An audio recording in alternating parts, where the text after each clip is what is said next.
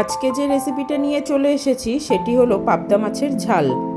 বাজার থেকে কেটে আনা পাবদা মাছগুলোকে ভালোভাবে ধুয়ে নিয়ে তারপর নুন, হলুদ আর একটু সর্ষের তেল দিয়ে মাখিয়ে নিয়েছিলাম। এরপর কড়াইতে সর্ষের তেল গরম করে তার মধ্যে পাবদা মাছগুলোকে একে একে ভেজে নিলাম।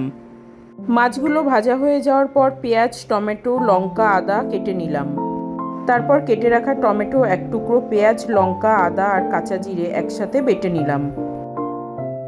মশলাটা বাটা হয়ে যাওয়ার পর আবার কড়াই গরম করে তার মধ্যে সর্ষের তেল দিয়ে কালো জিরে আর পেঁয়াজ ফোড়ন দিয়ে ভালো করে ভেজে নিয়ে তার মধ্যে বাটা মশলাটা দিয়ে সাথে একটু নুন, হলুদ দিয়ে ভালোভাবে মশলাটা কষিয়ে নিয়েছিলাম।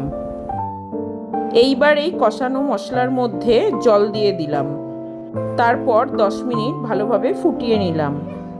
তোমরা ঝাল খেতে চাইলে কাঁচা লঙ্কার জায়গায় এখানে শুকনো লঙ্কাও ব্যবহার করতে পারো। ভালোভাবে মাছের ঝোলটি ফুটে ওঠার পর এর মধ্যে ভাজা মাছগুলো একে একে দিয়ে আবারও 5 মিনিট ফুটিয়ে নিলাম।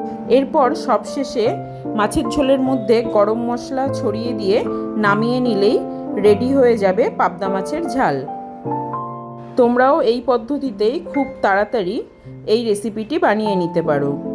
আর এই রেসিপিটি খেতে হয়েছিল খুব সুস্বাদু। ভালো লাগলে অবশ্যই ভিডিওটিতে একটি লাইক আর শেয়ার করে দিও।